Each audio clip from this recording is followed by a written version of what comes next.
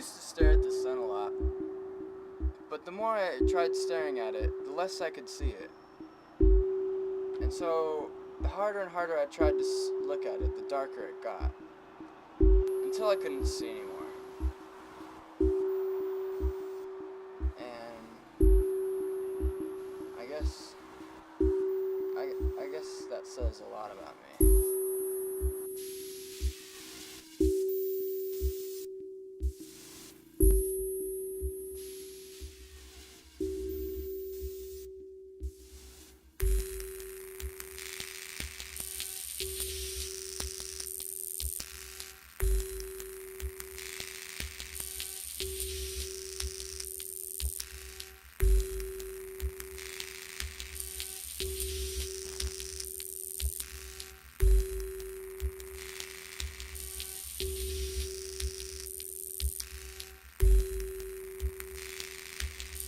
Years ago, my brother went missing.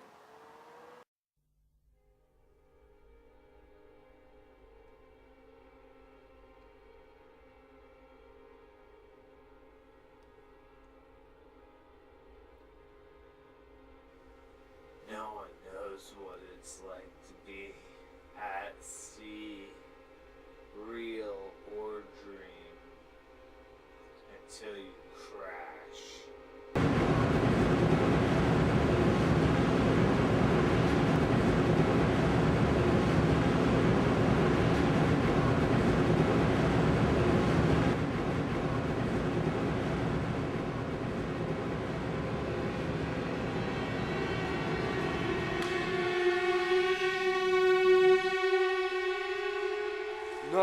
No. It has to be this way. He left us very specific instructions. We have to catch a wild one and deprive it of its freedom. These things can't be taken lightly. He was really specific. Every step must be followed exactly. The creature must feel freedom lost, the isolation, the confusion. Am I dead? Where am I? You know? Until ultimately he accepts his fate. We're creating an artificial limbo to allow a return to purpose. My brother used to read a lot when he was driving. He said that it made him think faster. Doesn't look like he's accepting his fate.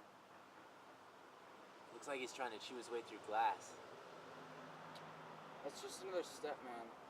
He still thinks he knows where he is. He can see the same branches, see the same grass. He can even smell the same air. But it's different now. He's trapped, you know? He's at home, but it's alien. And that's just how my brother felt.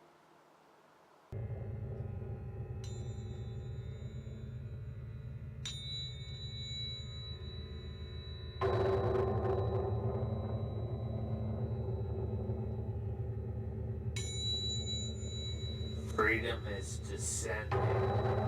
Freedom is the alchemy of life. Death is freedom. Death is freedom. He'll come around eventually. At least that's what the instructions say. And when he finally does accept his fate, God will bring him home.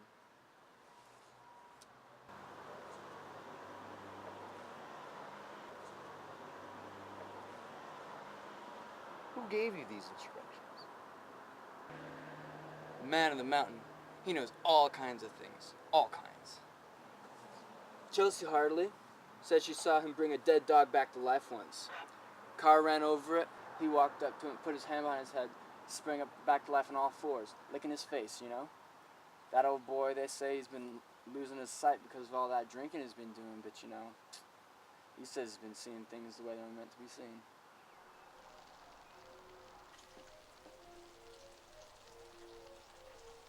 There's some interesting places you lived in. Places you've been. Maybe you haven't been there since you were a kid. Maybe you haven't been there for years. Maybe you've been there since you were in your mother's womb. But some places just breathe life. Breathe life like bread. Like the crumbs got left. Like left a trail of crumbs. Crumbs in the creeks, crumbs in the cracks, crumbs in the floorboards, crumbs in the bathroom tile grout. Down to the grime in your shower. You can't help but feel the crunch of those crumbs underneath your feet. And all you think about is how you wish you could have sliced that bread. Wish you could have had a slice from when it came. Boy, you left the bread out too long. You let it mold over. Let it rot. Let it sit. Really big old fucking long. But you didn't care. Either way, let it sit out until it was just crumbs. Crumbs! I mean, like, crumbs in the carpet, crumbs in the walls, crumbs in your socks, crumbs in the bed, crumbs in the bed you sleep in, crumbs in the man toss and turn at night. Yeah, it all once, but like they say, don't crap where you eat, and don't take your cookies to bed with you.